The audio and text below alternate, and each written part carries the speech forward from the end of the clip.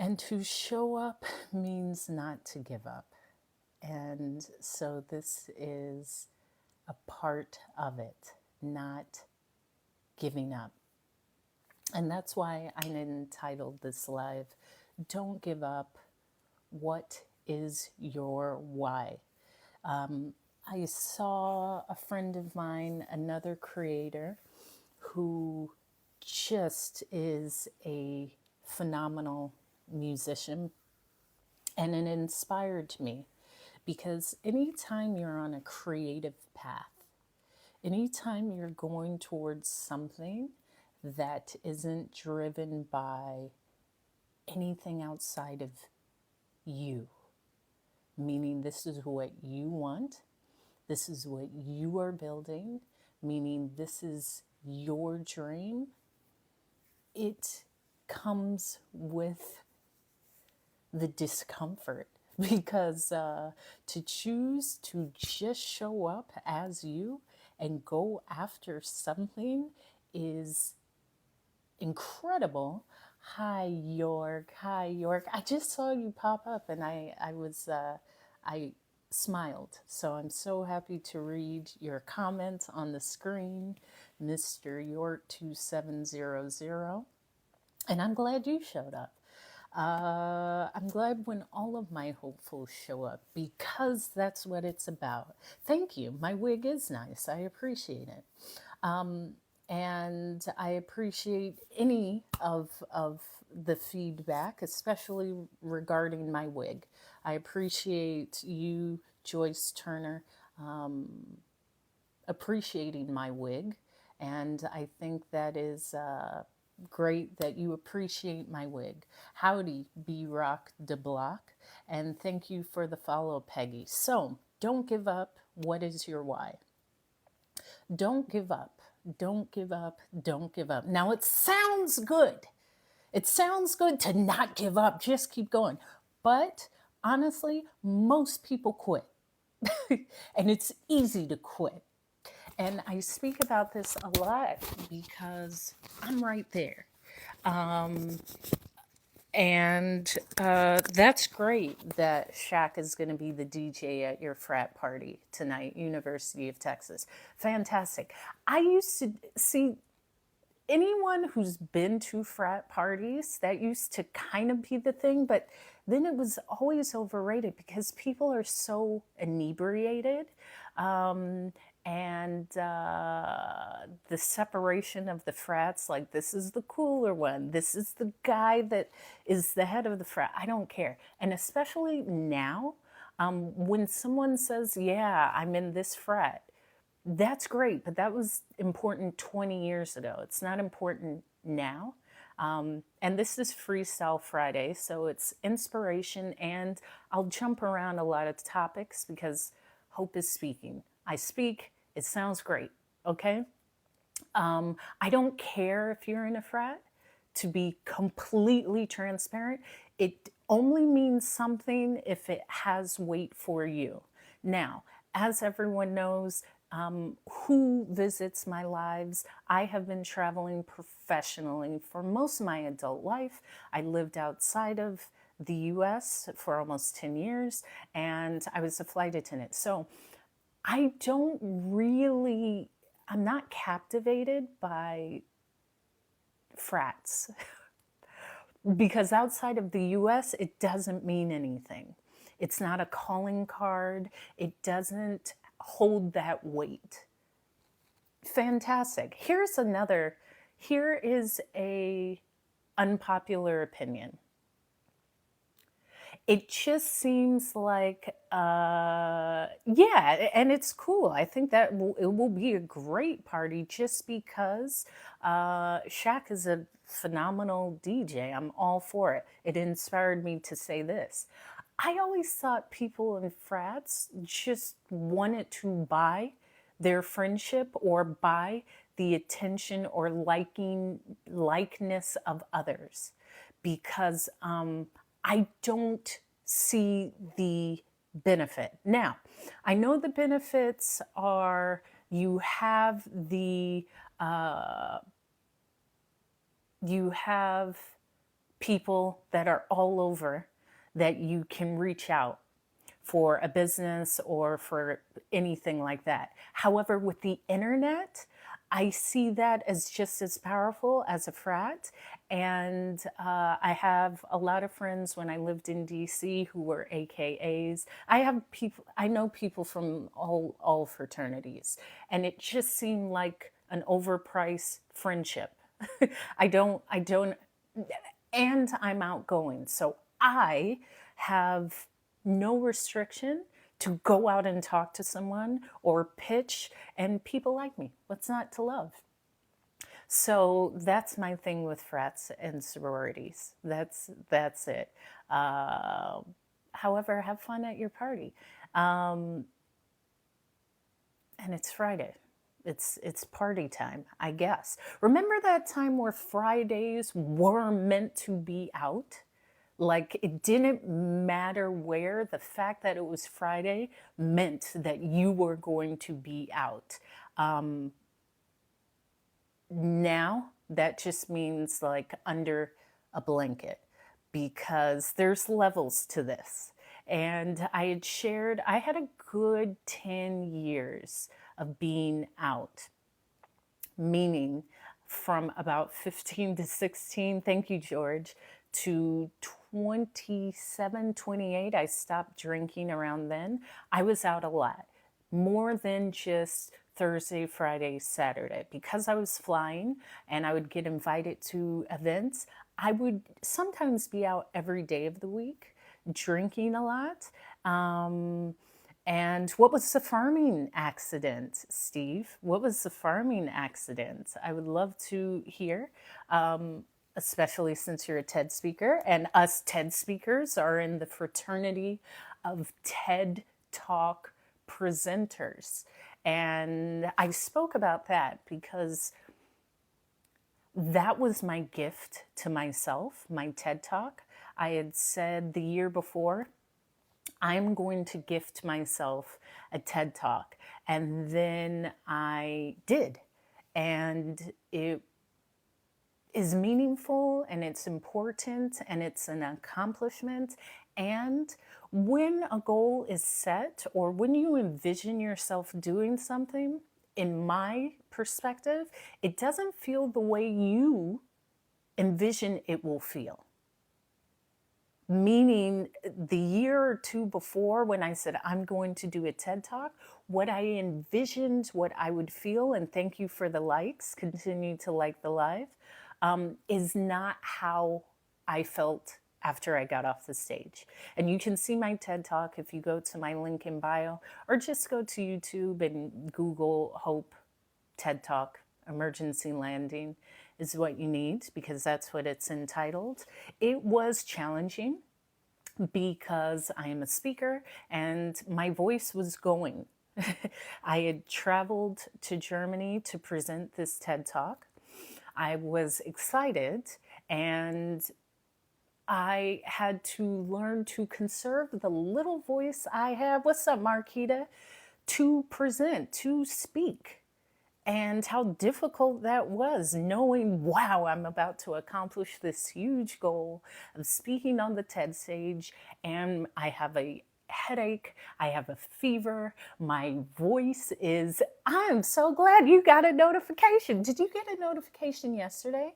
Because I was on yesterday. I think my connection dropped, but I would suggest that for anyone. Turn on your notification when I go live because I don't have a set time.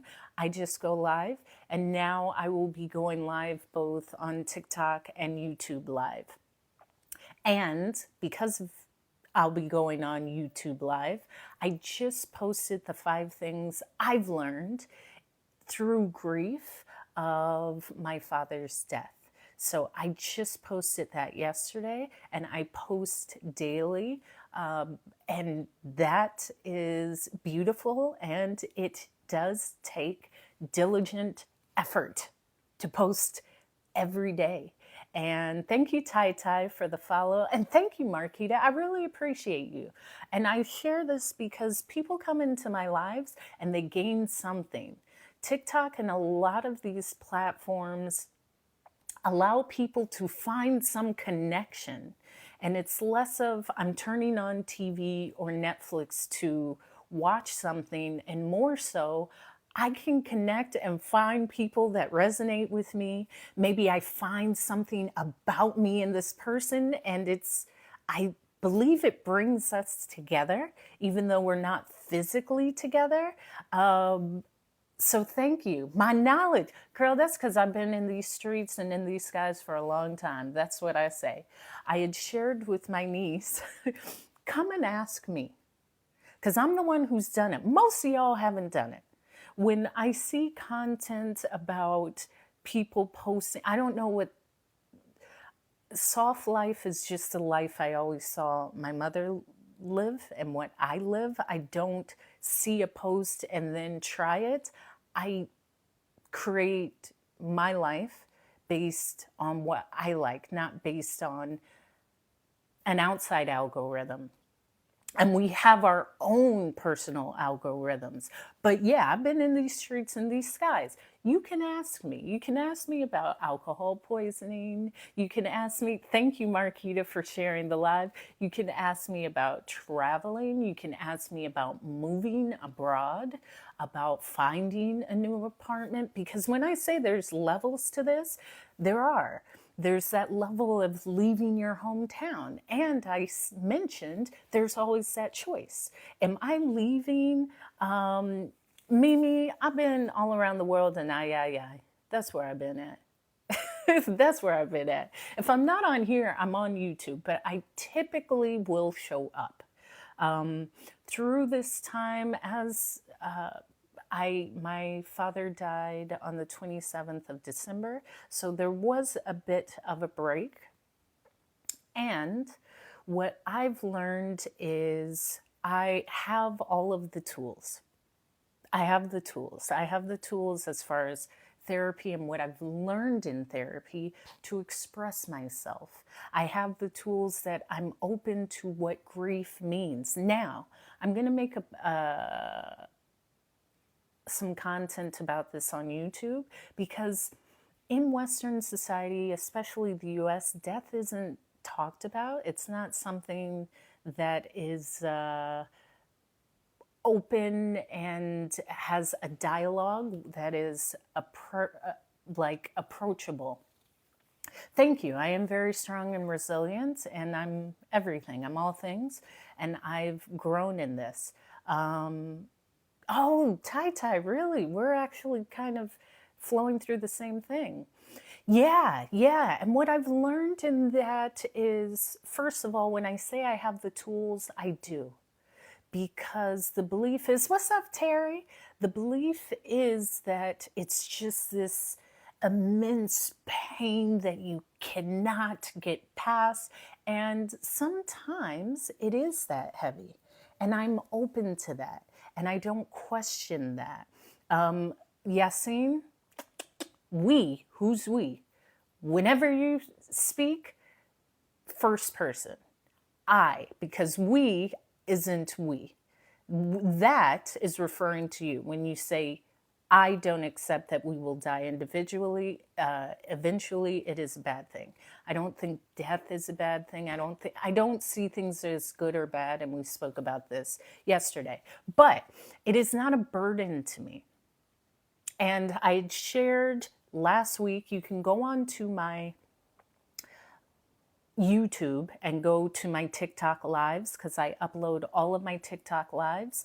I might have been a bit more prepared, because all of the unalives that I was faced with while working as a flight attendant, and how that changed me, and how that was somewhat of an existential crisis, and the beauty of saying, I am now the legacy of this. It's not all heavy and just immense pain. I found a beautiful space of rebirth and power, Of course, the physical person is no longer here. However, I am here because of that person. I am speaking because of that person. I have lived the world, not seen the world, lived the world, voyaged the entire world, learned languages, understood how to budget money and make money because of this person. So it's not a loss. I've gained so much. Now, the physical element may not be something that I can connect to. However, I feel that in that spiritual element, I always feel that presence. And whatever I feel, I allow myself to feel. I don't suppress anything. I don't suppress tears. I don't suppress memories. I feel it. It's a part of it. And it's lifelong. And it's waves and cycles. And it changes. And it's revealed things to me. And there are always different perspectives of how we see it. I also saw this whole journey. My father was 76, and so it may have been different if it was at a different time in my life. However, I initially accepted that that will happen. I accept that it will happen to me. I will accept that it will happen to everyone that I am around. And that also came from, yeah, that I'll hold a space for you, Terry. I'll hold a space. Thank you for the share, Simba One, because it's different. It's different being the child compared to being the parent. There is no wrong or right way to grieve, but it's also different for everyone. It's different for everyone. And it can be, for me, inspiring. And there's days where I do allow that sadness to be released how it wants to be released. I just don't see it as totally bad, negative, sad, because I've seen the outpouring of love and support from those that know my father and know my family. I've seen the beauty and support and oneness of my family to come together to make arrangements and plan a service. Yeah, it comes and goes in spurts. It's cyclical. And that is beautiful because that's a part of my dad's legacy. He is a great orator and speaker, and he would bring people together and always stay patient and listen. And I've seen that play out with me and my sisters. I have 4 sisters, so there's so much beauty that I see in it. There's so much beauty that I appreciate in it. And there's a beauty in it. There's a beauty in even the tears of loving and missing someone. And I've shared that I know people that have passed and no one was sad that they left, which is what it is. I don't label that. Thank you, Angela O'Neill, for 34 for the follow. So in that, there's always that growth. There's always that change. There is something that can benefit me. And that's how I look at everything. There's a benefit in me growing into this new space. There's a benefit of me being in that category. I had shared in my YouTube video that I posted yesterday, the 5 things that I've learned in grief. This is a different side of life. Being in that space of a parent has passed, and being able to share that and being able to be in a space of, wow, yeah, I'm just in a different space in life. I refuse to see something as totally bad or good. I believe that's limiting and may not be beneficial for my growth. And this is why I entitled this live, Don't Give Up. Good afternoon. Uh, what is your why? Because there are challenges in life, and creatively, me speaking, that the TED Talk I told you about, and all of the other things that I'm building. And there are times where I say, man, why do I continue to do this? Why can't I just try something that may be easier? And yeah, and grief really is for the rest of our lives. So I understand and I hold a space for that. And continuing to show up. And I asked myself why this morning when I journal, because I journal every day. And I said, what is my why? Why do I show up? Why do I talk? Why do I speak? Why? And that may lead you to that answer of, it's for me, or it's for a legacy, or maybe I'm doing something for something outside of me. But find your why. When Terry is sharing about the grief that he's experiencing, that may be helpful to someone who's also experienced it. So in that regard, that's the why. The simple act of you sharing helps. And this is why I come on and speak, because the simple act of sharing is my why. Maybe someone needs to hear this and they say, wow, I'm not alone in how I feel. Or I can find comfort in this. Or maybe this is just helpful, because I don't feel there's 24 hours in a day and I'm open to the waves. I have not been in a space of days, weeks, months of deep, dark sadness. And Tai, I'm glad. This is why I speak. This is really why I keep showing up. Not to feel alone. The thing is, when I traveled as a flight attendant for 15 years, what I learned is we are all the same. It doesn't matter if you're in Brazil or India or California or New York or Norway or Italy. Everyone loses a parent. Everyone loses someone they love. Everyone finds love. Everyone wants to have a safe home and good food. That's it. This menial stuff of religion or skin color or language, that is always there, but we are the same. And to see that brings a comfort, like, wait a minute. Thank you, the Phoenix, for sharing the live. We are all walking each other home. I love that, Tai.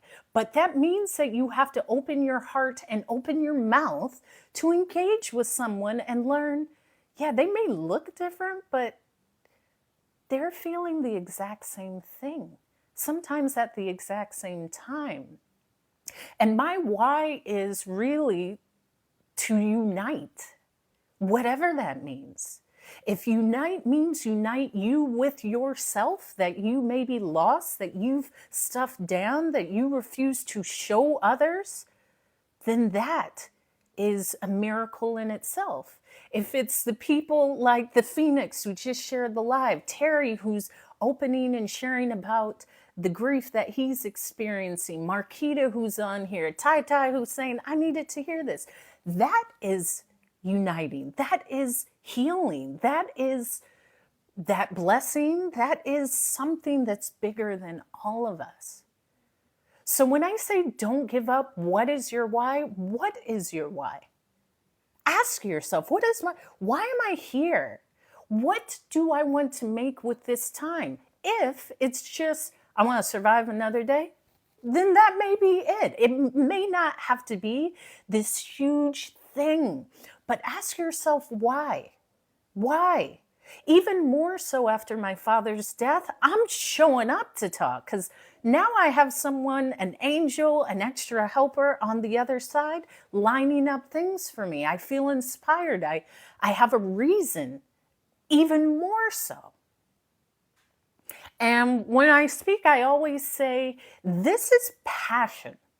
I love this. And when I retired from flying, I said, I will do what it takes. I know what this means for me to start this journey of becoming a professional speaker. What is that? People won't even understand that. I don't know how to do this, but I will do this because it's in me. And I know if I just keep showing up, it will resonate and it will connect. And it comes in that daily building. It's like with grief, it's like with love, it's like with a relationship. You show up daily and do what you can. That's it. That's it. Thank you, Tai Tai. And I had to journal that. And that's why I'm speaking about this, because I said, things can be difficult. And I see the vision. I see it. I see it. I see it. I see it. And it may not be in my physical, and it will be. But this is with anything. If you see that perfect relationship or that circle of friends that supports you and loves you and is there for you, and you don't see it now, it just means that it's in front of you. If you see yourself in a different form, maybe eating differently, working out differently, showing up as a different person, you may not physically see it now, but it's there. It is there. And I'm here to push you, because I've had, in this time of planning, it is interesting to see my development and also how people respond when you are no longer your former version. Thank you for continuing to like the live. We changed, and that's great. If someone reminds you, I remember a friend of mine from high school, when I went to my 10-year high school reunion, she had shared that it is sad that I'm not the same person I was at 15. And I had said,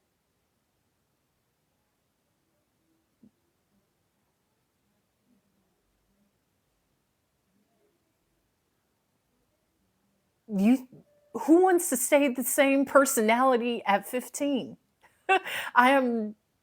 It's 10 years later.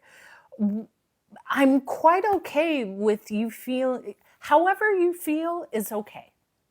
And yes, I've grown since I was 15. If I'm now 27 or 28, there's no way I would be operating the same way as when I was 15. I was living at home. I was 15 years old. I have now left that home and had my own thoughts and my own systems and my own life. So the beauty of evolving and growing up is you will, and sometimes the pain in that is your evolution may not include others. I'll say that again. Your evolution will not include others.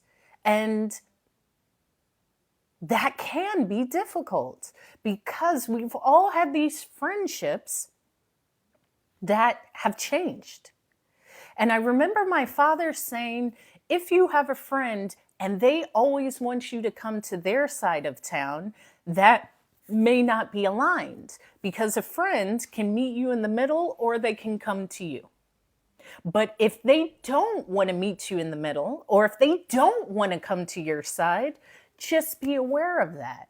And this is what keeps these beautiful feelings of just resonance and growth, all of these things that my father would say.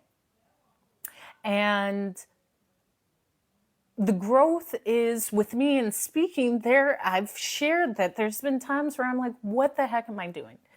Why am I doing this? Like, what, why is this going to manifest how I see it? And in that time, that's when I say, Hope, your job is just to show up. It's not actually to worry. It's just to show up. It's the same thing if you're in school and you say, man, I'm a sophomore and I don't know if I want to stay. And the goal is just to show up one more day, not looking at where it will end, because that may become so overwhelming that you won't want to do it. And as someone who left college, I even knew when I started like this, I'm ready to see the world and explore and learn. And understanding that that simple thought is going to set you apart from others. It's going to set you apart from others. When you choose to do something that is not of comfort for others, or what others see themselves doing. I've always said, most people don't even believe in themselves. For them to encourage and believe in you, give people compassion in that sense. That's not something negative if you don't believe in me. How do I expect you to believe in me and what I'm doing when you don't even believe in yourself? You don't even believe in the words that you say to yourself. You don't even try. And I know that you're afraid, because if you listen to how people speak to themselves, you can somewhat hear their inner dialogue. I'm too afraid. I'm afraid of the dark. I would never do that. That would never work. No, I would. My car would get broken into. Oh, I would never move there. I don't think it would work. I'm too afraid. You don't have to tell me that you're afraid. I can tell that you are. If that is how you speak, that's what's going to show up in your life. And why are you afraid? Why are you afraid? I am not a Christian. However, in the Bible, it often says, do not be afraid, do not be afraid, do not be afraid, do not be afraid, do not be afraid. There's several religious texts, because I had shared, I always have a Bible. I had the Quran, I had the Torah, I had the Bhagavad Gita. I believe it's the religious text of Hindu. And there's so many phrases that translate into that across religions. And what's beautiful about reading other religious texts, what's up, what's up, what's up? I see, Adrian, I see what you guys are doing, and I'm so encouraged by you. I had sent a message to Micah, and this is another creator, side note, that I had saw, and they are just making so many beautiful strides in their own content and their creation that it inspired me today. It inspired me to continue to show up, and it inspired me because you never know who's watching, and you're always watching you. So show up for you. This feeling of I'm afraid, this feeling of it won't work out for me, this feeling of they can do it, but I don't have what they have. Why? Why don't you have what they have? We all have that same thing. This brain is powerful, but it depends what you tell yourself. And it will feel uncomfortable when you're telling yourself that may not be in your physical reality. What's up, cool Aaron? But what is the other option? What is the other option? And this is coming from someone who has constantly said, I'm going to do it and I will. I'm going to do it and I will. I'm going to do it and I will. Here's one thing. Forget everyone else, because most are just, there will be people that are waiting for you to quit. There are people that are waiting for you to say, I shouldn't have done this. There are people that are waiting to say, I knew they wouldn't be able to do this. That's part of it. Use that to push you. It doesn't matter what people say. It matters what you say to you. When I tell you most people will not encourage, you will have those who will encourage you. You will. But most won't. They won't even encourage themselves. Get used to that. I'm always reminded of my father saying most people are wimps, meaning it is very difficult to change yourself. More so, it is very difficult to allow others seeing you change, to allow other people seeing you try something. Because that thought of, man, they're watching me. What will they think of me? They don't want me. I don't know what people are saying. I know what I'm saying to myself. I know my inner dialogue. I know my preparation. I know how I journal, and I'm already talking to myself as if it is. So whatever anyone else says, that's okay. Why am I listening to you? You've been staying in the same spot since I left 20 years ago. I don't expect you to see the vision that I see. And I heard my father say, because once I was crying to him, like, people don't see it. He said, no, what? You're supposed to see it. No one's going to see it. It's not for them to see. It's for you to continue and build it. And then maybe they'll be inspired, but it's never about anything outside of you. Get over that. Thank you, Pharaoh Sphinx, for the follow. Get over people being on your side, people encouraging you, people seeing what you see, people aspiring to do that. People are people. Allow them to show up. You're just showing up how you show up. Allow others to show up without limiting them, without labeling them. They should have did this. No, they're on a journey just like you. And it's not negative if someone isn't encouraging me. I don't even expect that. It's just a part of it. I wouldn't expect someone to say, you know what? Yeah, that was a good idea that Hope just up and moved to London. It sounds insane. It sounds crazy. And it's not only until you do it that people may be encouraged. They may tell you, they may not. They may envy you.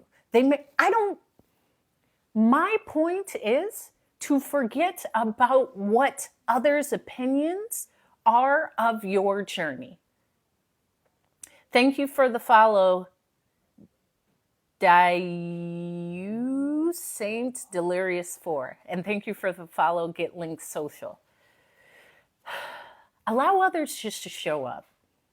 Because if you're constantly seeking that validation, you will get tired.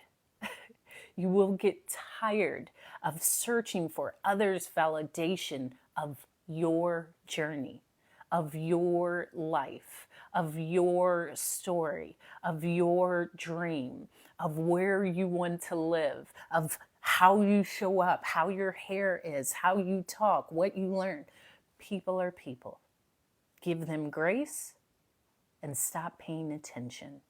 Because the more that you direct that back into you and what you do and what you are growing and how you have grown and how you are no longer who you were, it will inspire you to keep going. That's what's important. And it's a part of it. As a person who I'm really understanding, it's sometimes not a misunderstanding of people. What I see now is often like, I just don't know you anymore. I don't know you. Because to maintain a relationship means to constantly have communication so you can communicate and grow and know what's going on in each other's lives. Once you don't have that, we're growing, we're changing. So it's not that we don't get along. It's just the fact that I am a completely different person. You are a completely different person. And I have to actually take time to meet you again. And that's somewhat daunting. Thank you for the follow, Olden Nedu Kasi. And I see that with both family and friends, because I left my hometown just under 20 years ago. And coming back, especially with family members, I am really different, as are they. So I took a step back and said, oh, it's not that we don't like each other. We are just completely different. And I'm operating in 20 years ago. We aren't that same person. And allowing a person to show up and just observe and love them. No, I'm not going to blow a kiss. I'll give a wink. How about that? Don't tell me what to do. That's another thing. Feeling the comfort in showing up as you. I would always say, don't tell me what to do. What's up, one? I would always say, don't tell me what to do. And my mom would second this because I've just had this insatiable urge to chart my own path. That's right, Marquita, you got to tell them. And that's the thing with these dudes. I don't relate to most of this negative content about dating because I've had a wonderful present father, which makes all the difference. I'm not looking for that man to be my father. I'm not looking for a man to be everything that I'm not. I'm already everything. I already have everything. Now, you're in my life because I want you in my life, and we are aligned and we have a common goal and we grow together and we laugh and I understand you and I allow you to show up. Why would you lie? These simple phrases that people use are ridiculous. Not gonna lie, you look cute. Why would you lie? And I know it's a phrase, however, understand why you would even lie. What's up, Ezekiel Martinez? But, Yassine, when you say I hate being told what to do, how deep does that go? Thank you, Carol, for the follow. Because I really won't be told what to do with anything. With a job, with where I live, with how I show up in life, with my hair. Like, I'm not even looking at anyone to inspire me in how I am. I choose. I am great. I have done it. I have enough in me. I am enough. I am worthy. I am love. All of these things I journal. I am strong. I am healthy. I am glowing. I am robust. I am everything. Thank you, Major, for the follow. And you are everything. So let's be everything together. But I'm not going to be told what to do. And as I've said, most of y'all don't know. Y'all don't live great lives. You don't eat good food. You think that something out of a frozen dinner is actually good. It's not. Yeah, I love some people don't often tell me what I can't do. What's up, Kenneth? Because I've always accomplished, and all you have to do is tell me you can't do it. When I was younger, I played upright stand-up bass, and I've always been small. Well, slim, not short. And someone said, "You can't play that. You're too small." Why does that even matter? That doesn't mean anything. And also, that comes with, I'm reminded of this because of my sister, like a fight. Because my youngest sister is probably 5 to 6 inches taller than me. And I remember her saying, I can beat you up now. And I said, that is not true. What's up, Ant-Man? I always show them, and I'm not even looking at anyone. Here's the other thing. I'm not even looking at you. But to assume that you can beat someone up because you are larger than them, that is a great lie that has been told to people because it's not about the size. And you don't know what has transpired in someone's life. Someone can be small, and the fact that you threaten them brings up something from their past where it doesn't matter about the size. You've reenacted something that completely changes the person. And I am not one for physical altercations. My words have always been, that's right, big spirit. That's right, Kenneth. my words have always been my source of fight because you may be able, I don't know if you can throw hands, but you cannot out-talk me. You cannot outspeak me. These words are weighted. And knowing that, thank you, Top Cup 11, for sharing the live, means that, first of all, I walk through life knowing that I'm unstoppable. I do. I have unwavering confidence because what is the other option? What is the other option? To just believe I'm nothing? Here's the other thing. Me living outside the country and traveling, and this is not 6 months or a year of traveling. I'm talking to people who have traveled extensively, professionally or otherwise, for more than 10 years. And when I say traveling, I mean taking minimum 12 trips a year. This isn't we go somewhere once a year. No. In the scheme of travel, like business travel, aviation,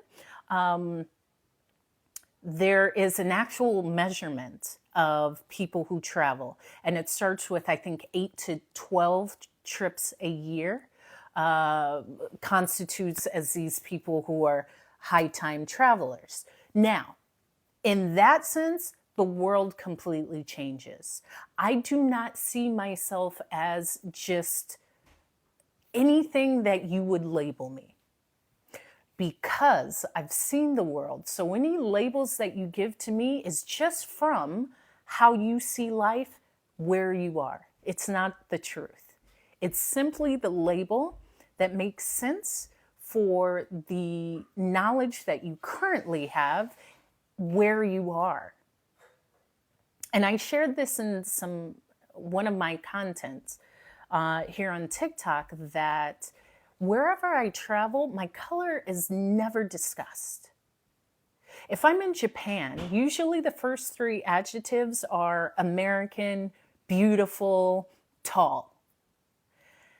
If I'm in Senegal, it would be skinny, American, girl. Like it's hardly, I've never had anyone explain me with the first 3 adjectives of being the color of my skin. Because when you are in the world traveling, number one, an American accent changes everything. Your accent changes everything. And in my findings from traveling, most of the time when people hear my accent, if I'm speaking English, a US accent equals money because Americans abroad have it and they spend it. So whatever you think about how someone sees the US, it's never true. All it takes is for you, thank you, Theresa May McBurnett, for the follow. All it takes is for you to leave where you're at. And I found that empowering because you limit yourself by wearing these labels that other people have given you. And it doesn't mean anything for me. It doesn't mean anything for me. The labels you put upon me, those are the labels you put upon me. I'm hope. Thank you, Iso Moguez, for the follow. And how empowering that is. Thank you, Annie, for the follow. Because most people will operate under, I'm only this, I came from this, I've only seen this is all I can be. You are a human being. You are so powerful. It takes your mind, it takes you creating that story, but you can change in any moment. You've always been able to. I don't care what other people say. People are idiots. Take that. People are idiots. People limit themselves, they're going to limit you. Why would you limit you? This is your experience. Why would you limit what you can do? This is your experience. All it takes is that mindset. It doesn't even, listen, it doesn't take a school. It doesn't take a lesson plan. It doesn't take new clothes. It takes you seeing it. That's it. It costs nothing for you to see something, believe it, and just act as if. Now, having that mindset, you have to grow into that. And my father would always say, the first school is at home. So, yeah, I did well in school, I guess, but I always knew I would be successful because I was taught tools in my home. I wasn't waiting on the school to give me tools. I have the tools of communication. I have the tool of confidence. I have the tool of decision making. Those three things will get you through life: making decisions, the confidence to make decisions, the confidence to try, the confidence to be comfortable, the confidence to say, I love myself. And communication, I can do anything. I was never, ever, ever, ever, ever under the belief that there's nothing that I can't do. Thank you, Sarah, for the follow. And more so, I share with this when I went to school, I was like, I've learned so much from my father, who was an entrepreneur, and he was a speaker, and he did this and he did that, and I had traveled, I had seen the world, and I knew how to make money and build, and I knew that you can always get it back. Here's the thing: most people are so afraid of money. And they're afraid of having it. They're afraid of losing it. They're afraid of people knowing that they have it. They're afraid of people knowing that they don't have it. It doesn't mean a thing. Who you are in this moment isn't who you will be in 2025. And I'm encouraged by that because I said, okay, this is January 12th. What does my life look like December 12th of 2024? What am I building? How am I changing? What am I working towards? Because I'm not sitting in this version of myself. I'm already in another version. So who you are seeing now isn't who will continue to show up. I don't know. I don't know. The effectiveness of the message is upon you. Thank you, Lynn Hall Taylor, for the follow. Thank you, Essence, for the follow. So I'm sharing this because whenever we're moving towards something, you got to move away from something. And to move towards something means, oh, I'm moving away from that. I'm moving away from those thoughts. I'm moving away from how I used to see life. I'm moving away from people. Oh, that's scary. Oh, well, do I want this? Will they still like me? Thank you, Blessed Tone. Yeah, and you continue to change in life. This is why, and I always say this with young women, because I'm a woman, that rush into finding a partner by 20-something, put it in a soccer ball and kick it over the fence. Because your goal, truly my goal, was always to build myself, to find myself, to inspire myself, to encourage myself, to find the strength in myself, because all you have is yourself. You can be in community with others. You can be in congruence with others. You can be on a team with others. And it's you. What's up, Nisha? What's up? What's up? What's up? Another hopeful. What's up? And that's beautiful. I rely on me. Now, I have others that I can call upon. And I'm proud that I've had others around me where I can really call upon them. Yes, grow, elevate, expand, evolve. Thank you, Erin. That's powerful. That's so powerful. And knowing, whoa, I've really crafted myself into this amazing human. I'm ready to be in partnership with another amazing human, or not. Maybe I thought I was, and now this ain't for me. Okay, I can move out of that space and go into something else.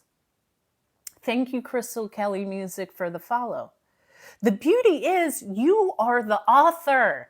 You are the author of your story at any time. And taking that power back and taking that strength back of saying, wait a minute, I don't like the way this is going. I'm changing it. Not, they did this to me. They have the control. If I had this amount, then I would be better. If this person liked me, then I could do this. If I was born into this family, you always have the control of changing your story. Now, until you believe it, you will stay where you are.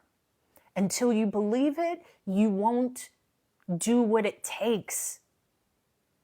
Will it be easy? I don't know. I don't look at things as easy or hard. I look at things as that's what I want. I'll get it.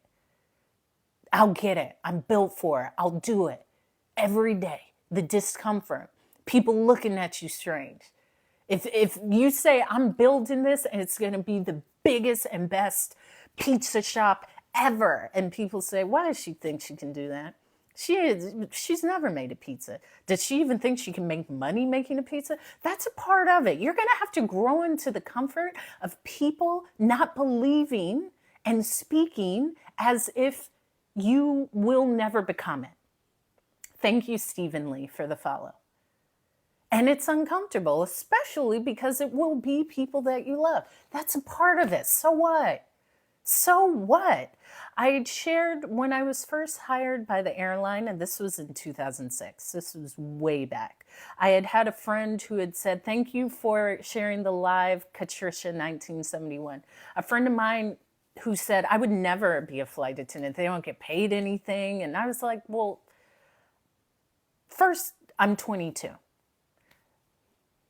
Second of all, I don't limit my life because of money, because there's so much that can be constructed outside of what you believe money can bring you.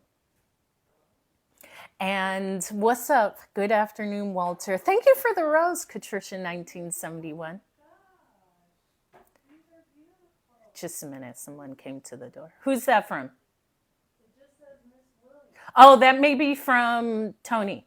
This is from Tony?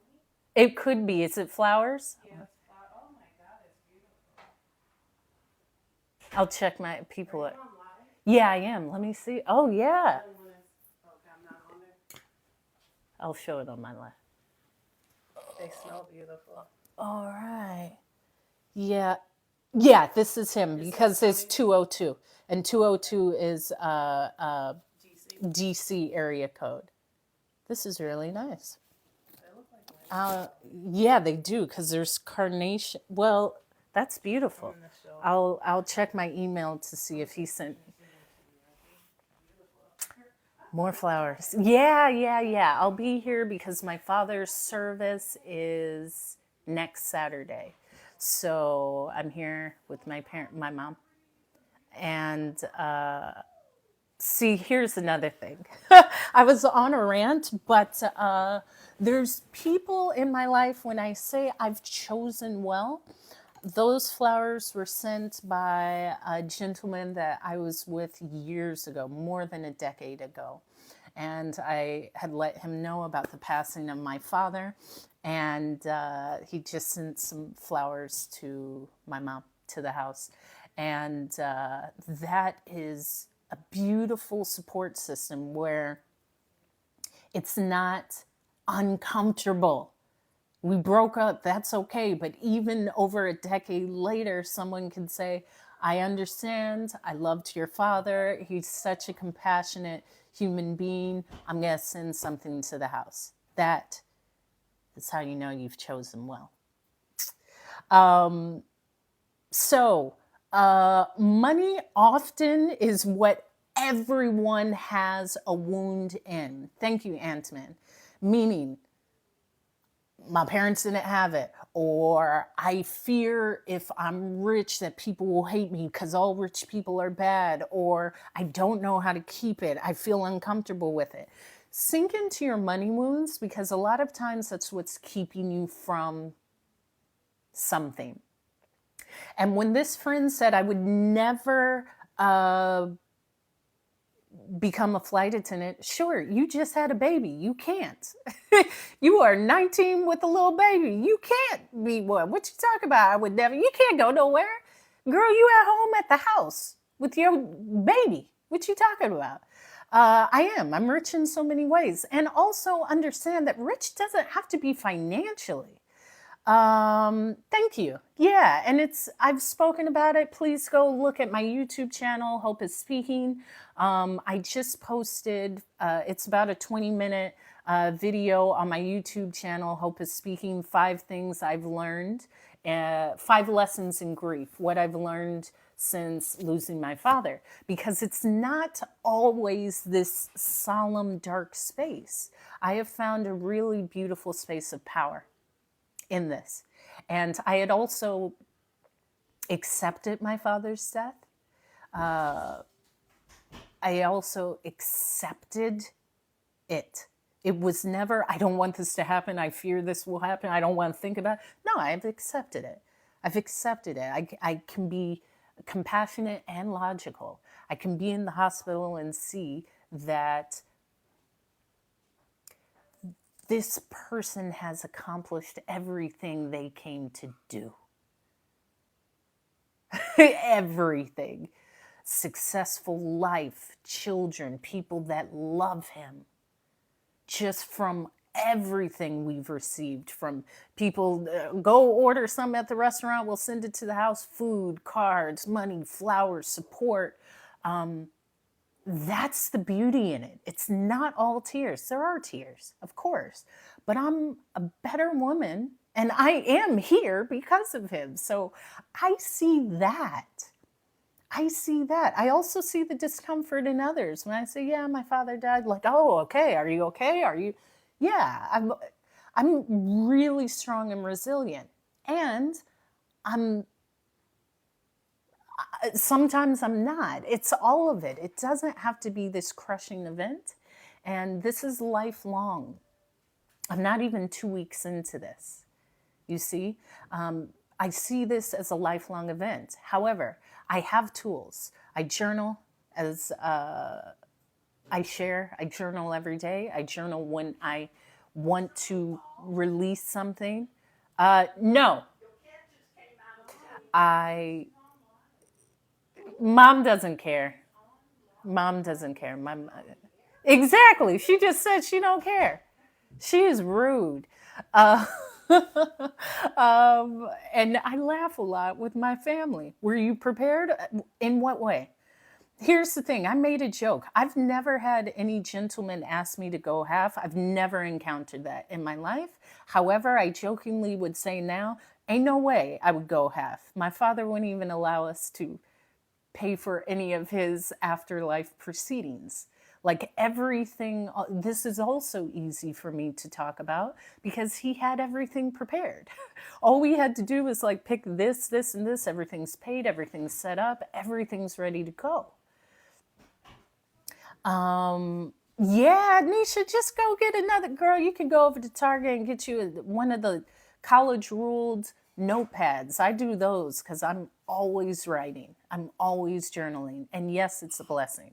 I see how difficult this could be when you have no preparations. So have it prepared. Even in the sense of me dating, when I speak about this man prepared everything for his family. So I'm not looking at someone and demanding certain things out of them that they can't provide for themselves. You either have it or you don't. But back to the thing with the death of my father, this also was somewhat of it wasn't unexpected. And I got to a point seeing him in the hospital where I said, yeah, there's systems within his body that are seemingly shutting down. I accept that. And I want him to be comfortable. And this isn't life. If you are on respirator or have tubes and just not comfort, that's not living. That's not life. You're alive, but it's not life. And something beautiful that my father had shared and we all knew is he had said, if I'm on life support, take me off. That's not life. Knowing these things, talking about this is helpful. Have these conversations with the people in your family because it will happen. And scrambling and saying, what are we going to do? What do they want? We all knew. Here's here's the other thing. As a family, and saying, what are we going to do? What do they want? We all knew. Here's here's the other thing. As a family, we had these conversations. My father was also in insurance, and this is a part of the experience. So it has been a lot easier because we all knew where the line was going to stop. We also knew everything is taken care of, and my father was in the service as well. So it's not the fear of what are we going to do? Do we have to have a car wash? Do we need to put up a GoFundMe? Nah, it's all right. If he's not, it's okay. It is difficult enough with the loss, and nothing is shaken up. My mom's not going to lose her house or the cars. It's none of that. That makes it so much easier. And that comes from me being a speaker, which starts with communication. That communication between family, friends, someone you're close with, knowing these things. You see how much easier that makes things, having these somewhat difficult conversations that really aren't difficult. It just comes with the territory. It comes with, listen, this is going to happen. This is what I want. Here are all of the documents, and go from there. Because often it's not that things are difficult, it's that you may have a difficulty accepting the reality. It's not that difficult. You just don't want to accept it. You don't want to accept it. And accepting it, accepting change, accepting a transition is maybe a secret to life, because that's all there is. And I've loved change. I love change. My time as a flight attendant, nothing knocks me off, because as a flight attendant, especially during winter, let me tell you, I would never fly. I've shared, I wouldn't fly during the winter. I would take the winter off. But in the beginning, when I had to, I wouldn't fly through Chicago or Detroit. Are you insane? January or February? Absolutely no. Okay, thank you for your service. Yeah, and Marines are like apparently the top of the totem pole for the military guys. Because I was raised by a military man, it's not really something I looked for, but I did go out with one guy. He was a Marine, and he just drank entirely too much. And I said, "Whoa, I don't know if this is all of military guys, but this ain't for me, baby. Okay, you aren't going to be around a long time if you consume this amount of alcohol for a long amount of time." So it's a part of it. When I say I'm afraid of nothing. I also accept that transition is a part of it. I shared with the people that died on the plane in front of me. I shared about my emergency landing, which changed my life. Like, this isn't going to go on forever. I am the epitome of fearlessness. Tell me, show me, tell me something I can't do. I'll do it. I don't care. I don't care about the loss of money. I don't care about the loss of friends. I don't care about the loss of comfort. I don't care about any of that. I care about completion. And because I don't care about any of that, I can just go. Because I know in the process, I will get everything that I envision. And I've also had a lot of time with myself. And I've built my life myself with the lessons of what I was given through my parents, through inspiration of what I've learned through travel. But it's been me. It's not because of a college degree. It's not because of someone's cosign. It's me. When people see me, when they hear me, they're like, oh man, Hope means business. I don't play with her. If she says she's going to do something, because that's what it's about. We have people that will be in our lives, and the biggest person that will support you is you. It's you, which is the main thing on my TED Talk. You can go, my link in bio, the first button is my TED Talk, or just go to YouTube, and I share this because I kept repeating it. It's you, it's you, it's you. I learned that really in every part of life, but on that emergency landing. This is me, and it will go like that. You don't get, not everyone's going to get 70, 80, 90, 100 plus years. It could be this year, maybe the last. But most of you live like you have 60 more years. So you put things off and you rationalize why you can't do it, and you rationalize why it's uncomfortable, and you rationalize that people may talk about you, and you rationalize that it's never going to be that for you, and you rationalize that, nah, I'm not really going to try, because you don't want to let people see you trying. I know, because I've tried a lot of stuff. And I don't care what people say, because you are just in the audience watching. If you're in the audience, I don't care what you say. You're in the audience. That's the easiest thing to do. The easiest thing to do is to watch someone try. It's much harder to try. But if you're just watching someone, you're a spectator. No one writes about a spectator. No one says this was the best spectator ever. No one even knows who the spectator is. They know about the person on stage. They know about the person who accomplished. They know about, thank you, JCAA, that thing, '08, that thing, underscore? Is it underscore? I believe it's underscore. No one cares about the onlookers. You were never looked at. There's never a statue for the onlooker. You will never go to a museum and see a painting about that person in the audience that said, wow, they didn't do a good job. No one cares about you. No one even recognizes you. They recognize the person that took the discomfort, that took the chance, that took whatever came with the ability to try, to be seen, to change, to be something more of what they were currently.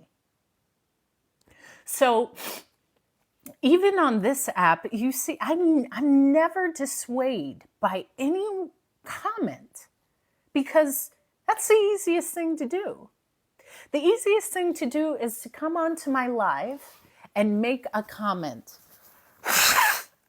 because you will not turn on your camera and do it. Most people on these apps are spectators. Most people in life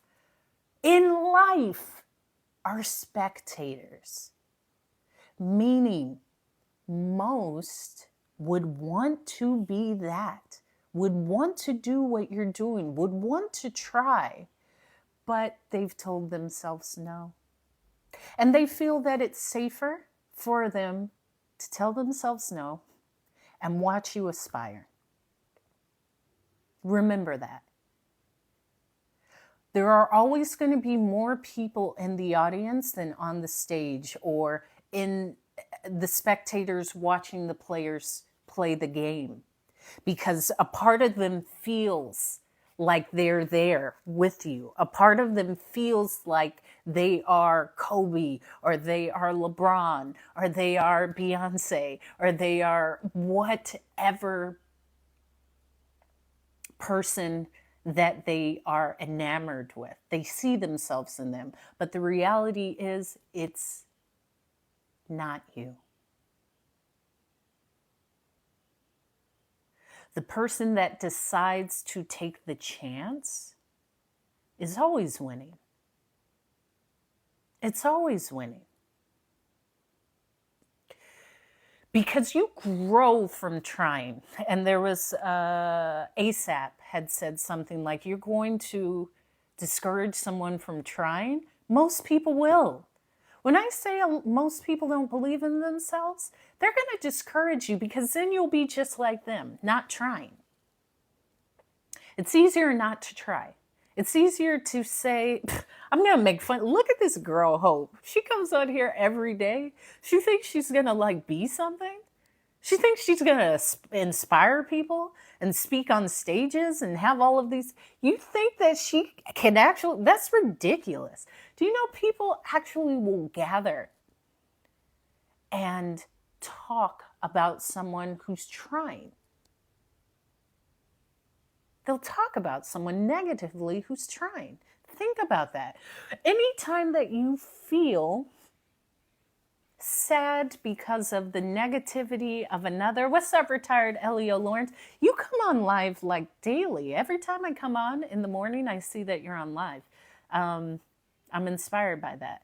I'm inspired by people who continue to show up, and I am one of those. I don't inspire just to talk for no reason. I inspire to really encourage and inspire people. Thank you, Vasil Simeon 135 for the follow.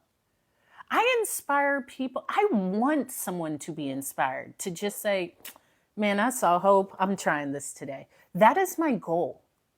There's nothing else in life other than to inspire you, because there's so much in life that is there to take away your inspiration.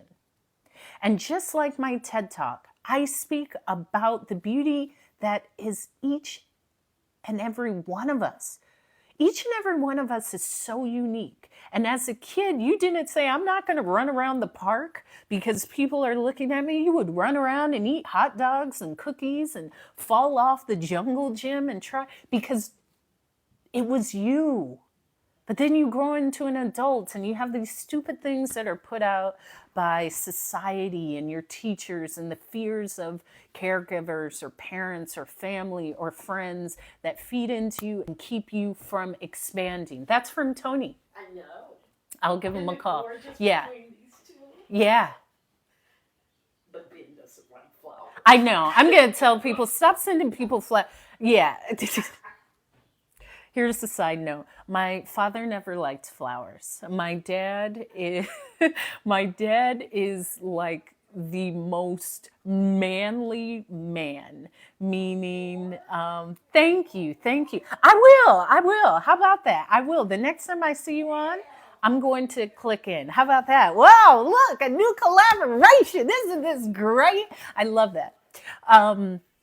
My father, being a military man, born in 1947 in LA, Alpha, did everything. He just was like the epitome of like that guy. But he never liked flowers. That's like feminine. And he wouldn't even drink out of like a pink cup. If my mom brought him coffee in a pink cup, he would refuse to drink out of it. I thought that was so strange. So now that he's passed away, some people have sent flowers and it's like not what he would like. I would encourage, I'm finding this, maybe there's a space for me in this afterlife type thing. Flowers are great, but not everyone likes flowers. And at his service, I'm looking at ways to build like a bouquet of things that my father liked. He loved baseball. We used to go to baseball games. I've been to Dodgers games, Oakland A's games, Yankee games, St. Louis Cardinal games, White Sox games. My father had a bucket list of going to all of the baseball stadiums in the world, and he got to all of them except the one in Puerto Rico. There's one in Canada and one in Japan, but all of them in the nation he'd been to. So building like a bouquet with baseballs and maybe peanuts and Snickers and Dodgers and things like this, instead of an arrangement, like honoring people in their way. And I'm equal of both in different times. Speaking what I can be real. There's elements of my father that are really there. Me not quitting, I'm relentless. Me being extremely logical and being able to be a leader and not lose my cool and being able to lead people, showed in my emergency landing. Now I see my life as my own story and lesson for myself. To me, I believe there is a reason why I was the leader and the head flight attendant during that. I don't know how or if someone would be able to lead when a plane is having an emergency landing because the left engine is going out. Is it stressful? Maybe, but what is there to stress about? There's just one goal. And I also, it's all of that. This is why I don't see this. Yeah, I have many callings at different times, but it was my calling. In all of the deaths on the plane, the two deaths that were in front of me, I was the lead, I was the head, and people came to me for direction. I know that. I'm built for it. I am not afraid. I'm built for life. I am built for whatever life throws me. I'm built for it. You will never hear me say I'm afraid. What needs to be done? Let's do it. You want to go bungee jumping? Of course, let's go. Jump out of an airplane? Of course, let's go. Leave your job, quit your job, and start a profession of professionally speaking? Of course, let's go. Like, nothing scares me. Life is to be lived. I can do it. I can do all things. And we all can. It takes you reminding yourself. But Marquita, here's the other thing. Maybe you want enough. Maybe you want enough. Like, it's a precarious situation because that was 14 years into me flying. So I had other things on the plane.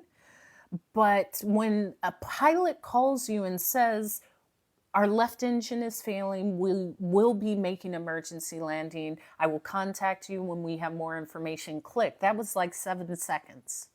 That wasn't the time. Thank you, Elio Lawrence. Thank you for the follow, Olivier. Thank you for the follow. That isn't the time to say, what am I going to do? What? No.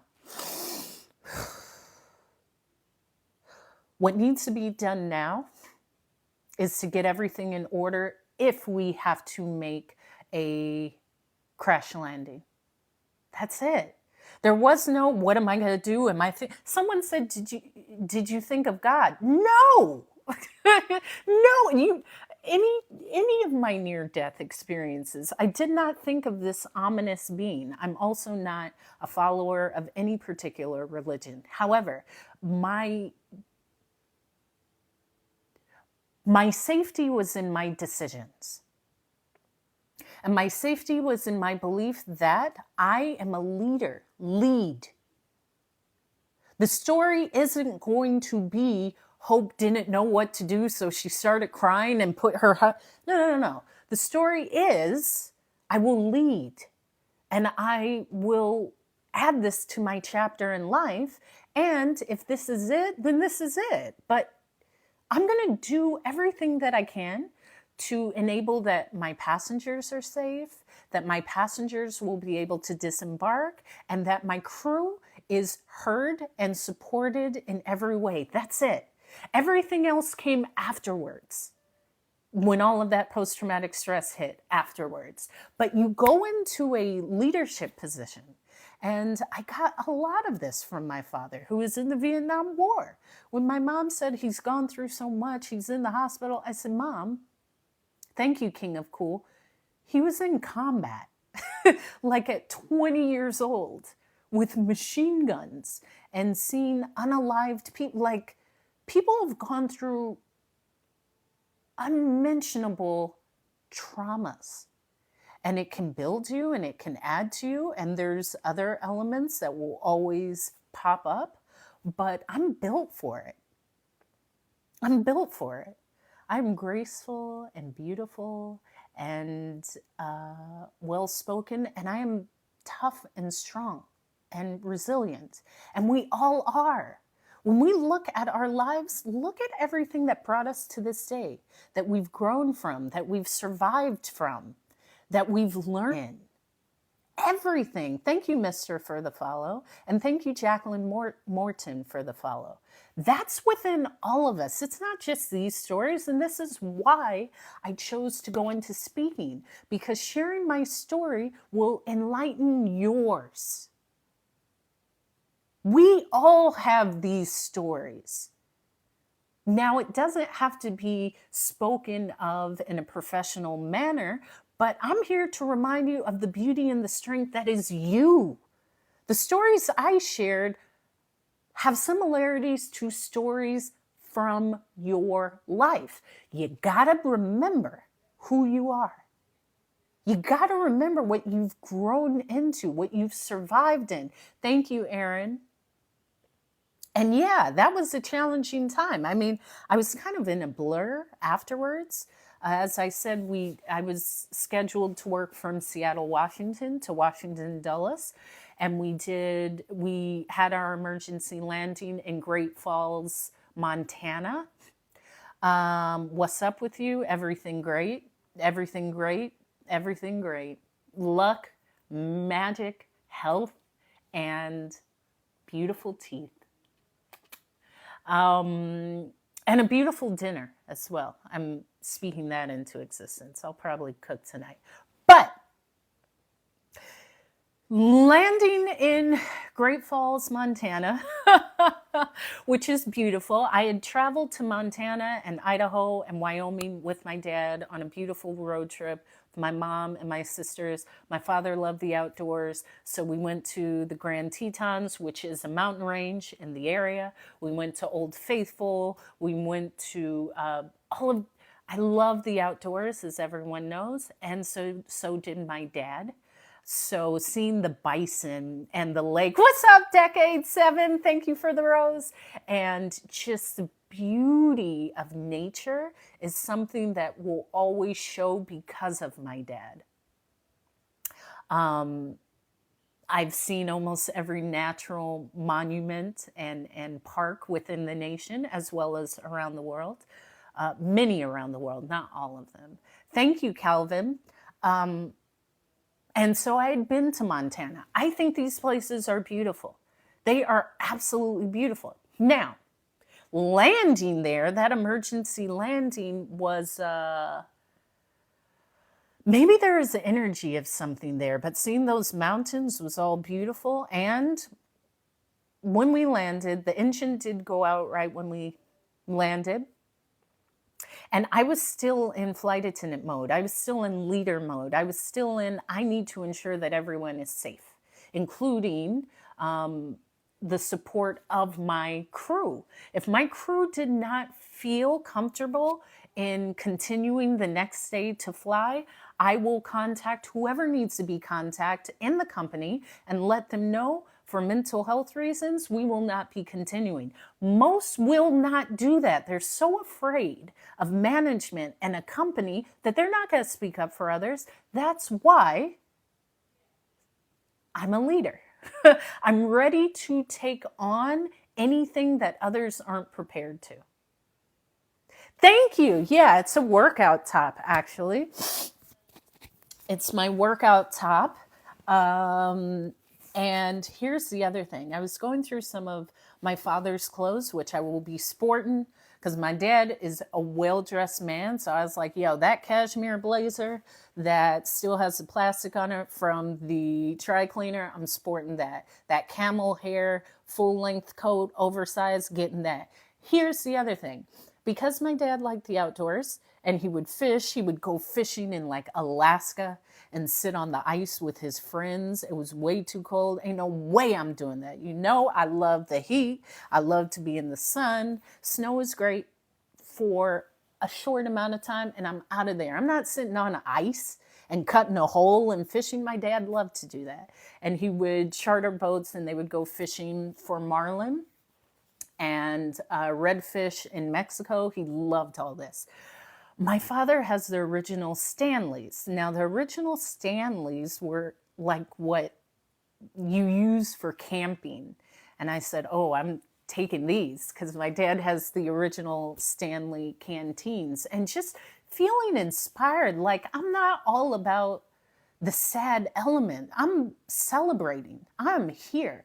I am powerful. I see it as a badge of honor. Like, yes, my father has died. And yes, I am magical and magnetic because of him. It doesn't have to always be the sadness of them not being here. Because he was here, I am that leader and I am strength, and I'm going to be even more well dressed because I'm taking these cashmere sweaters and everything. I'll rework it. Thank you, Dad. Like, and seeing the beauty in that, I just see so much focusing on the loss and not the beautiful element of what you gained from this experience, from that person. I had shared that my sister is a sommelier. She's had her company for well over 10 years. And that's because my father loved great wine. And when we would go to eat, visiting cities or traveling, he loved a great steak and taught me about the New York cut steak or a strip steak or a sirloin or the different cuts, because there's different cuts. And I would use that in dating because I know the different cuts. And if you don't, most people don't know the cuts of beef, and I'm a vegetarian. I don't even eat meat. But these are things that I've learned. Knowing how to pair a wine, just knowing how to feel comfortable in any setting. There is no setting where I feel out of space. There is no setting where I say, I don't go there because I'm a woman. I don't go there because I'm Black. I don't go. Nah, I'm good anywhere. I'm good in everywhere. I'm good in every hood. I go everywhere and I'm loved, because what's not to love? Everything on this earth is for me. I don't see it any other way. I'm not excluded. Even if there's a language barrier difference, I'll learn it and I'll speak it. People want to know me. I bring good energy. I'm not on that other stuff of that ain't for me. That's for you. That's whack. This is what I'm doing, okay? This is what we doing. And thank you for the follow, Lux. And the beauty of that, the beauty of men who have been in my life said, oh, your dad died? Nah, I'm coming. I'm flying in. I got to. Like, I've had, which is also beautiful. It's a beautiful way of paying respects. And also, that's when you know you a real one. People show up for you. Some of you ain't real ones. Okay? And I'm just inspired. I'm inspired. I'm so glad that I have this platform, because I love to, Marquita, it's the truth. Some of y'all aren't real ones. Let me go into that. I've said some of y'all are scoundrels and ragamuffins, and you are. You are not at that place where you're not a scoundrel. And sometimes it's a beautiful space to say, wait a minute, I'm a scoundrel. I've been doing people wrong. I've been lying. I ain't paying people back. Like, why am I showing up like this? Like, asking yourself that. Maybe you are the problem. Maybe it's you. But when you constantly say, it can't be me, it's them, that's probably the start of asking, is this me? Is it me? It is. Some of you are terrible, and that's okay. That's okay. It's always getting back to yourself. It's always getting back to that bigger version of you. But the scoundrels, I ain't with it. And the ones who are, if you're ever bringing anyone down, put yourself in the scoundrel category, because anyone who feels complete in themselves would not speak negatively to someone else. Thank you, Decade 7, for the heart me. I'm fulfilled, I'm complete, I love myself. I am not in a space of using my words to hurt someone. Why? I have everything that I need. I don't need to belittle someone to feel bigger or better. Here's the thing, ain't no competition. Not with me. I've already outdone you. It's like what Jay-Z said, look behind you, I'm about to pass you twice. And asking that question, is it me? Is it me? Am I the problem? Is this consistent? What others have said, if one person says, you steal, maybe it's a one off. But if 10 people have said it, maybe I am taking stuff from people without letting them know. It's that simple question. How can I show up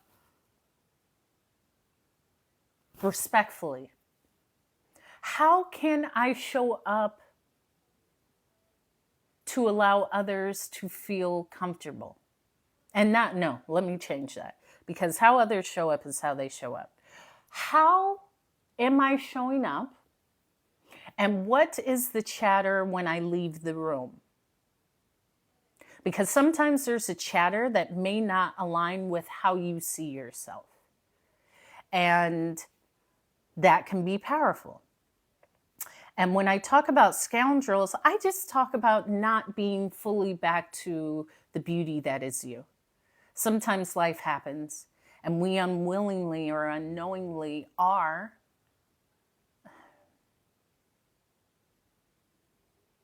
we're unknowingly hurting others. We're not even aware of the cycle that we're in. And it takes that beauty of self-reflection, which is a lot of just being silent with yourself, understanding yourself, sitting in that discomfort with yourself, asking yourself, what do I want? Do I want to just go to work and come home? Is that what my life is? And I remember asking myself this after the emergency landing. What do I want out of life? What do I want? What do I want out of a relationship? What do I want out of my career? What do I want out of my legacy? What do I want out of my health? How do I want to physically show up? What do I want out of my friendships? Do I have friendships? Are these friendships beneficial for me? Are these friendships just based off of people that I've known for 20 years, but they don't fulfill me or support me? What do I want? And how do I know that I have it? And being specific, not just saying, well, to be happy. Well, what does that look like? Does that look like consistent financial abundance, health, sharing good time with friends? Or does that mean sitting outside in a cabin and no one bothering you? What do you want? You are the architect of your experience. But until you know that, and until you ask yourself, what do I want? I ask myself, what do I want? Do I just want to continue traveling and telling people, I came back from here and there and I can go anywhere in the world? That's great. I've done it. I've really done it. I've experienced it. But what do I want? What's next? What is the new challenge? What's the new dream? How can I expand? How can I grow? What would make me uncomfortable? But the comfort of what I will become is a legacy that I can look upon and say, I did it. And that's where I got to this point. I wrote down, like, what do I want? Where do I want to live? What does money look like to me? Because the abundance of money would not, and I'm already abundant in so many ways. My life won't change much. Like I was already driving my dream car and living exactly where I wanted to live and decorated my home how I wanted to decorate it and had all these experiences, traveled freely. I already live a expensive life. But what does that look like for you? take the money part out of it, because money will limit you. I can never do that. I'll never have that. I'll never make that money. How do you know? Maybe it won't come from the actually paying for it. Maybe someone will say, hey, I want you to come with me. And I'm going to buy you a ticket to fly first class and stay with me as I'm in Brazil for 3 weeks. Then you take that limit off. So many of us are limited by money and only accomplishing something because of money. I don't find any of those important. I don't find being right important. Why? There is a saying that I heard, would you rather be right or would you rather keep the relationship? Being right, I asked myself, and I asked myself a lot of questions. What does being right bring me? Do I get a trophy? Am I recognized for being right? Yes, that's all right. You still here, Megan. I'm always happy to see you. Being right, does that mean that people will recognize me and say, Hope is right. She won this argument. She's amazing. It means nothing. It's a control factor of me. Let me stand back. Me being right means that I feel better. I feel safe. I know something more. In reality, it doesn't mean anything. That conversation, that argument means nothing as soon as I walk away. It really means nothing in that moment. But it won't mean anything in an hour, in a week, in a month, in a year, in 10 years. My happiness is up to me. So I create my happiness in every moment. But being right isn't something that I crave. And as I said, I believe my dad would say most people are idiots. Let me shift that. A lack of understanding could just be a lack of a perspective. A lack of understanding may be a lack of perspective. For me to speak about this from people dying in my arms and being on a flight that was going down and speaking different languages and traveling the world professionally, my outlook is completely different from someone who was born in Dayton, Ohio and has never left and said, I'm going to high school and then I'm going to go over here and work at Macy's because my granny worked at Macy's. I watch YouTube, I watch TV, I go to the local club, and that's all I'm going to be. Everything that we would talk about would be contrasting. Just simply because I have seen different things in life. So being right is not important to me. I don't actually care to engage in a conversation where what's right or wrong. And I had shared with a friend, because I lived outside the country for so long, and I have a completely different outlook. And a friend had said, this person works in the medical field, and said, all of these people who are they're getting hurt and they're getting shot and maybe in car accidents. Who's going to pay for them when they come into the hospital? Now, this isn't about right or wrong. This is a difference of perspective. I haven't lived. The difference with the US is decisions are made on money. So a human life comes down to money. Whereas outside of the country, healthcare is for everyone. It's not decided on if you have money or not. So I actually don't care what you do with your life, whether you're in a gang or you involve yourself in risky behaviors. The fact that you're a human being, my belief is healthcare is available for you. It is not compassionate for me to make that judgment of how you live your life and combine that for why you would not have treatment. But that's just because most of my life has been outside of this structure. So for me to say, well, what you're saying is wrong, well, for who? If you believe that, and you've only been operating in this structure in the US, where if you have the money to pay for healthcare, you are treated, but if you don't, you're not deserving, and you're a person who is in poverty, and that does not compute for me. But that's just because I've had a different experience. You understand? So it's never about right or wrong for me. It's just a difference of perspective and often a difference of experience. And I don't push away any of these things. I also thank you, Izzy. I'm welcoming of these conversations because I also thank you, Izzy. I'm welcoming of these conversations because I don't invest in that. I don't invest in that. I don't invest in that. I believe that everyone's outlook is theirs, and I don't have to attach mine to theirs. I don't have to attach my worthiness to you. I don't even have to attach my worthiness to a belief, but that took time. That takes some discomfort to say, wow, I didn't even know I was in this thought process of seeing money and life as one thing. I was unaware of that. But that's just a difference of perspective.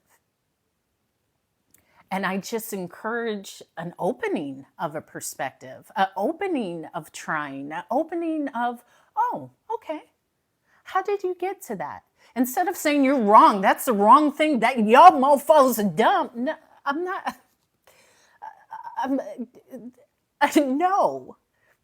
That's sure. I'm here to listen, and as soon as I walk away, I clear it from my mind. I don't attach my views to my worthiness and being right. It's just an opinion from everything that got me to this moment. Same with the other person. That's it.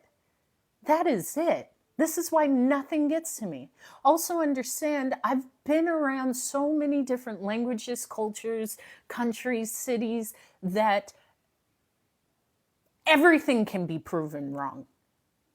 It can be right in one country and not make sense in another. It can be right to one person and not make sense because of a different social structure. And I got to a point where I said, okay, let's say eating scrambled eggs in the morning. Is this true 100% of the time? Well, no, not everyone eats scrambled eggs for breakfast. So no, it's not true. Okay. Well, then I can be open to being wrong. Everything is not. I've also gotten to a point where, so what?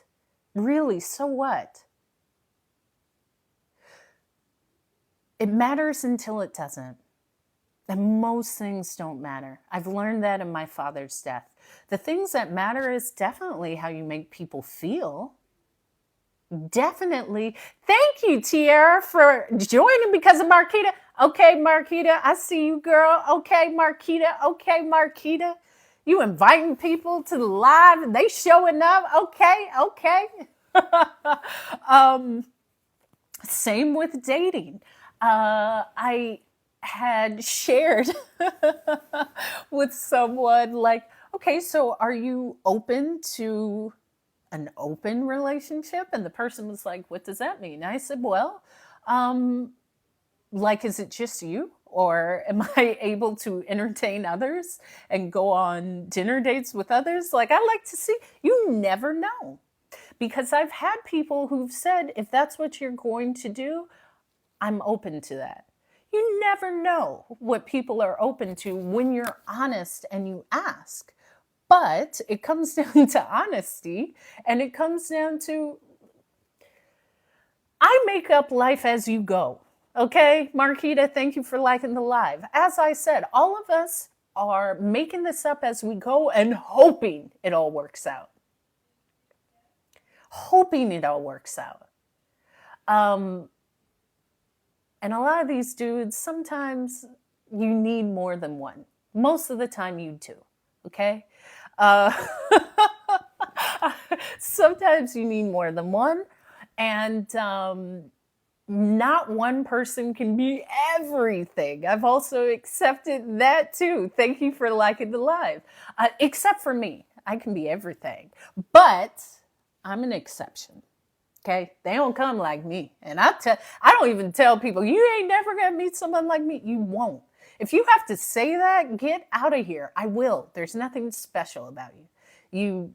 There's nothing special. I'm kidding. I am. Uh, I just have fun with life. And I had someone say, like, I it's so strange because you seem so happy even though your father died. Yet life happens. It's not one or the other. I can still feel joy in that. I get to decide. The sadness comes and I feel it and I release it. It's not this constant feeling of darkness.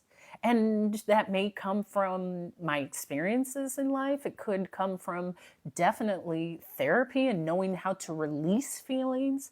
Because I saw a piece of content that said the difference between someone who's had therapy and someone who hasn't is if you have had therapy and something happens, you're able to address what is happening in that time.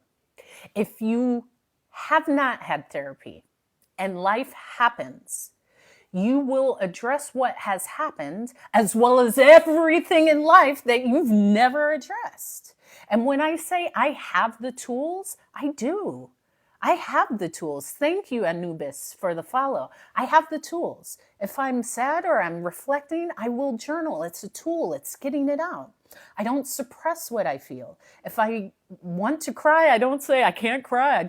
No, I cry and then you let it out and you go on. The purpose is to feel your feelings and let them go, not to hold on to them and not to suppress it and not feel it. It's all of that. So even in this time of my father's death, I still feel joy. And I will journal and I'll go outside and take a walk, or maybe I will move my body. I have the tools, and the tools are with everything in life. Everything in life. I've endured some things in life. I've had to restart life a few times. I've had to renegotiate and find who I am in this moment. Who I am now at 40 isn't who I was 10 years ago. 10 years ago, I was still in London and I was in a different space. And there's a beauty in all of it. And the beauty is you. The beauty is saying, if I don't like where I'm at, how am I changing it? What will I do to change it? Where will I go? What is the next version of me? Who do I need to let go of? How do I continue to show up? And this is why I entitled this, Don't Give Up and What's Your Why? My why is to speak, to encourage, to build, to share, to create a new life, a new chapter, a new legacy. Because this is really honoring my father. It's honoring everyone who's ever poured into me, that I've decided to take this skill and hone this skill and step out in faith and say, this is my career. This isn't just something I do. I do this better than anyone. This is what I do. And I'm looking to spread these words to encourage people. I want to be able to have an event and say, Marquita, what's up? I finally get to meet you. This is so cool, like that. And I'm a people person, as was my dad. I like people. Maybe my words will allow someone to like themselves more, or share more, or release more, or learn that, yeah, death is hard and I will keep going. And they do want me to continue life, and they are with me, and they are encouraging me.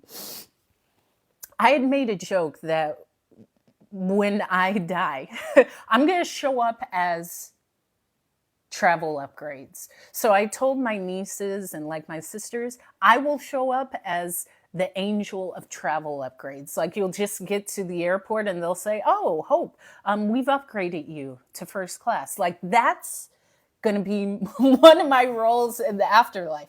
Or like if you were running late for your flight, because I've spent so much time in airports and with aviation, that your flight would be delayed so you don't miss your flight. Or you sit next to this hot guy or girl on your flight. That's how I'm showing up. I'm even planning that. You see? This thing called life is who was it? Helen Keller said, life is short and unpredictable. Eat the dessert first. I'm not up here complaining to y'all about how men ain't buying me no food. I ain't high net worth woman. I ain't got the, nah, man, I'm here living. I'm living. I'm having a great time. I'm building. I love myself. And through that, I love others. I'm drinking a cup of tea. I'm seeing how my support is useful with my family and with my mother. And this time, I don't got time for sad stories. How my support is useful with my family and with my mother. And this time, I don't got time for sad stories. If you wanted to hear a sad story, I could have shared everything that transpired in the months of November or December, but it built me. It built me. I'm not trying to bring someone down to say this was terrible. I was in the hospital. Nah, man, this is what I learned. And my father is great. And look at the family now. And we are strengthened in this. And we can cry together. And we can gather together and share these stories. And we're a part of the legacy. I'm here because of him. Get out of here with your sad stories, man.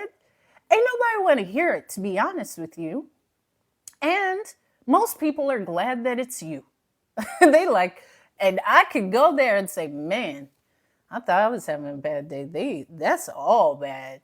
They just tell you, man, my mama stepped on my toe, and then my grandbaby came over and busted the window, and then the pickles fell out of the refrigerator and busted on the kitchen floor, and then I went to pick them up. I cut my foot, and then I went to the Piggly Wigglies. They were out of Band-Aids. Like, ain't nobody want to hear that. Nobody, you don't even want to hear that. Start accepting stuff and just changing the story. Like, you know what? I grew in this time. This was a character building day, and I'm going on. And matter of fact, I'm going to get me a piece of cheesecake. It could be that easy. I have to encourage me because there were moments where I said, what the heck am I doing? What am I doing?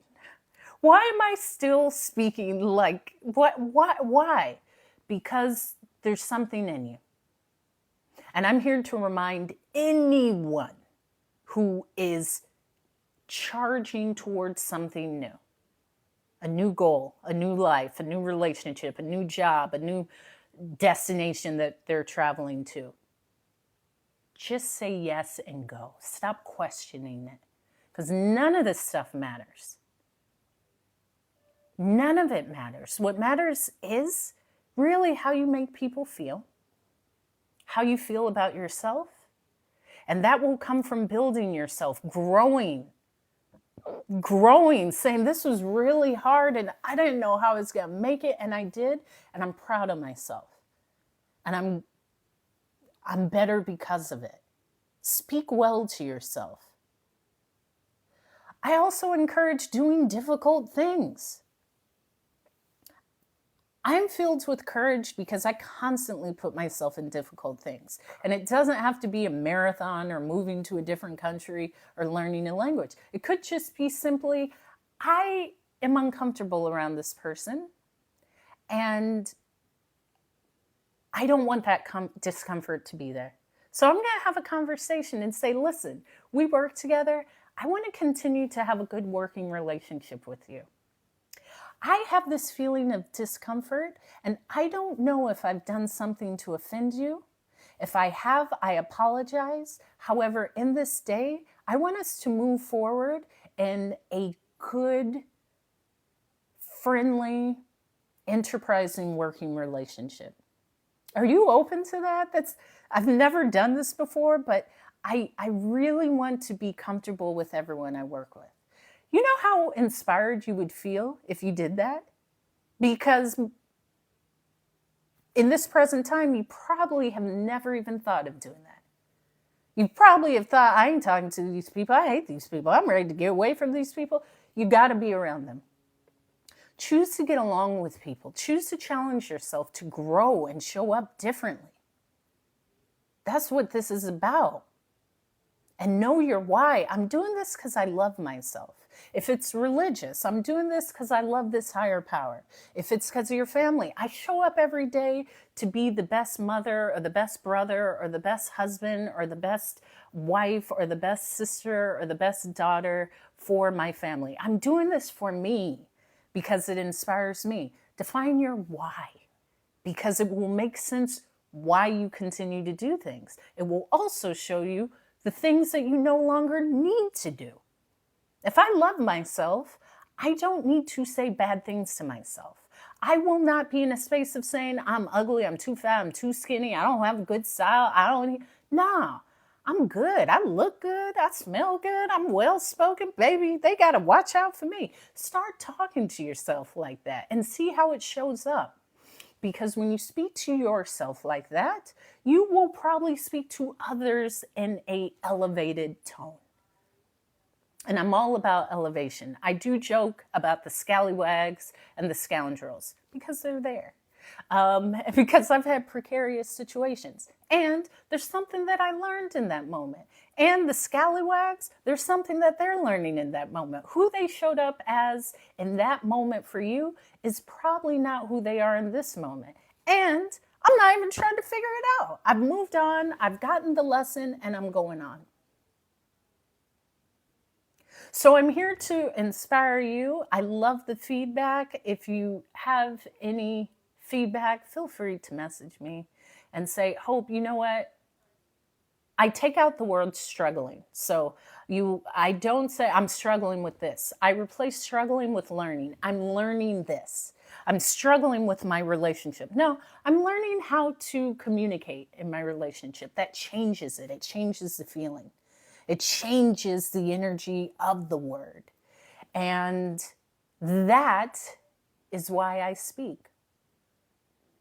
I, again, encourage everyone to subscribe to my YouTube, check out my content. I just posted a 20-minute video of the 5 things I've learned in grieving my father.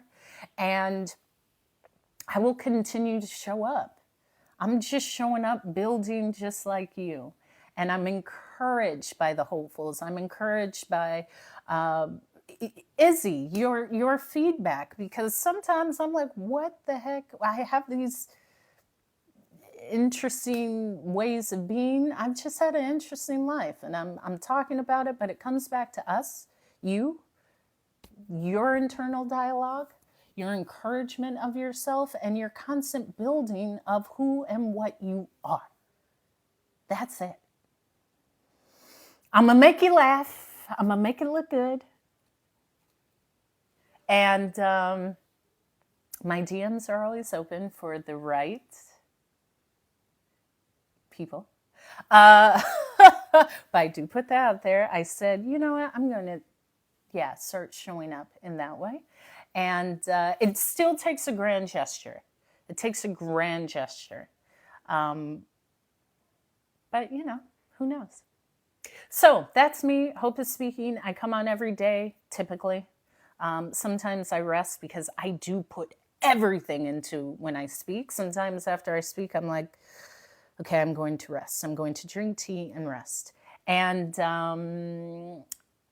I come on when I feel inspired. So if you do not catch my live, number one, to catch my live, do what Marquita did. Turn on your notifications and you will know when I'm live. If you miss my live, I upload all of my lives onto my YouTube page, which is Hope is Speaking on YouTube.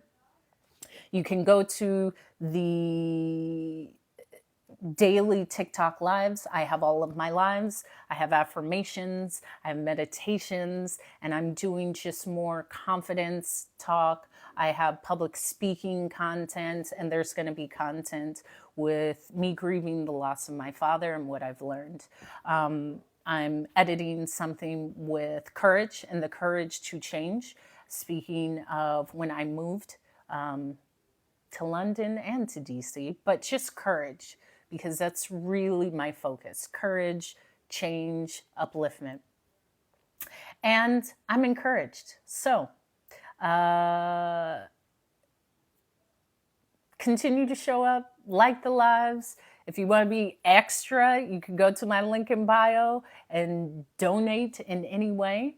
And just know that I will continue to show up because this is important for me. And I'm excited about what's happening this year. Because I didn't even share the TED Talk until like a month before. But the things that are happening. So, be the reflection of love because we all come from an infinite source of love. Show up, show up, show up. I will always say, show up for yourself. I won't even say show up for others. Your first option is to show up for yourself. Check in and see if you have the space to show up for others. But show up for yourself and make it look good when you show up. Finally, the secret is in your why. The secret is in your why. And I had to write out my why this morning. And I also work very hard to keep this positive mindset. And I'll share sometimes it's not that. And when it's not that, I go to YouTube and I put on affirmations or just positivity meditations, and I just listen to that as I sleep or in the hours in the morning because you got to program yourself. I ain't listening to someone tearing someone else down. I got to listen to positive things. If you need any of that, as I said, I have affirmations and meditations that I'm always working on and uploading. And do that for yourself. Sometimes it's quiet time or you telling yourself, you know what, that's not true. I am loved, I am worthy, and today is a great day. It's the best day of my life. And it's the best day of my life because I say it is. And because I say it is, it is. So your why is your secret power. Define it, move forward. I love you all. I will see you. Well, tomorrow's Saturday. We'll see. We'll see. But there will definitely be new content on my YouTube page today and tomorrow. So if I don't show up on the weekends, which I typically take off, go to my YouTube. Okay? That's all. Bye.